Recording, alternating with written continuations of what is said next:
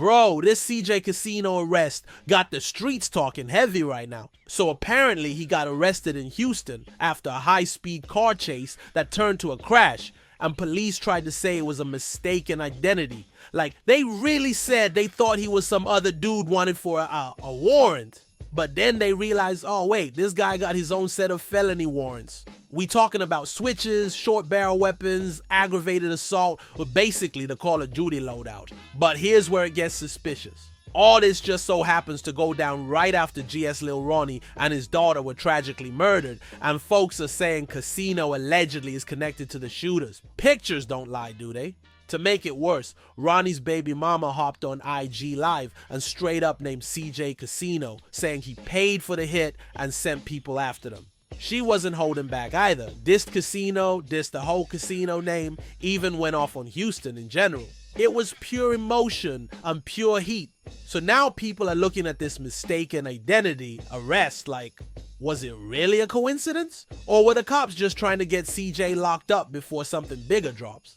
Like, did they just want him in a cell when the Ronnie murder charges eventually come down so he can't run, duck, or delete evidence? Fu Media Street. Like he deleted his YouTube channel and claimed that he didn't pay for beats even though he is rich. You got people like Soulja Boy posting emotional tributes, remembering Ronnie from the Vegas mansion days, saying the streets ain't real and how they were almost out. Meanwhile, Yella Beezy had to deny having any ties to one of the suspects after a photo popped up. And the whole southern rap scene is feeling the pressure. It's like the walls are closing in. Either CJ Kasino's caught in a storm he didn't start, or the cops just flipped the opening chapter in a bigger case. But either way, it don't feel random. It feels like a setup, or a setup for a setup. Whatever it is, it's messy, it's dangerous, and it's not over. Let's keep it a buck.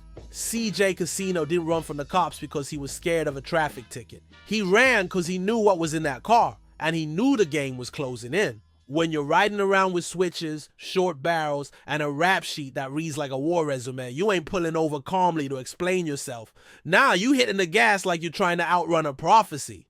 And as much as they claim it was mistaken identity, you gotta wonder, was it really? Or was that just the excuse to get him off the streets before they drop the real bomb?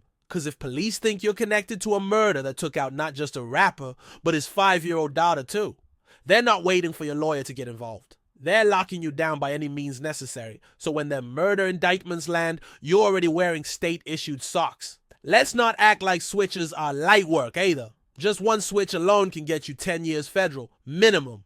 Add on the short barrel rifle, the aggravated assault, and that robbery charge. CJ Kasino looking at enough time to forget his Instagram password. But this whole thing?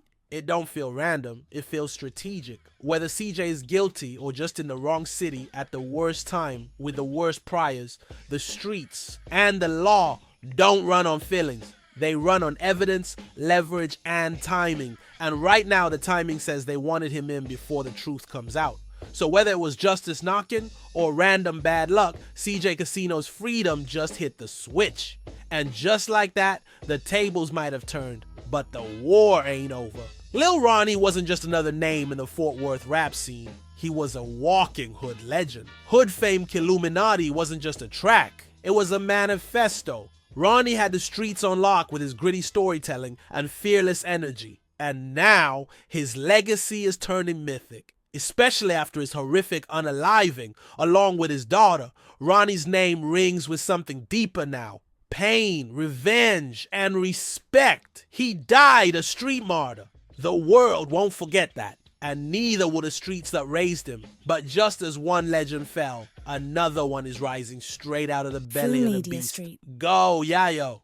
About to be fresh out of jail and already on demon time. Yayo's return couldn't be more perfectly timed or more dangerous.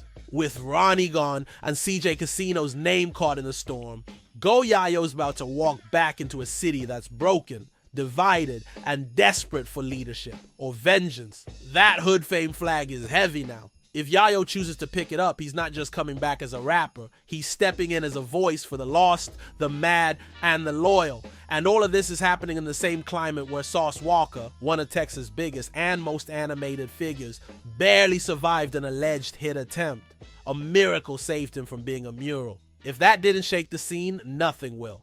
These aren't rap beefs anymore. These are real street wars dressed in 808s and Instagram lives. So with blood spilled, lines drawn, and rappers getting taken out left and right, Go Yayo's return ain't just hype. It's a warning shot. The whole state better pay attention, because the next moves made in Fort Worth might ripple through all of Texas. What direction do you think Go Yayo's gonna take now? Revenge, redemption, or just pure dominance in the rap game?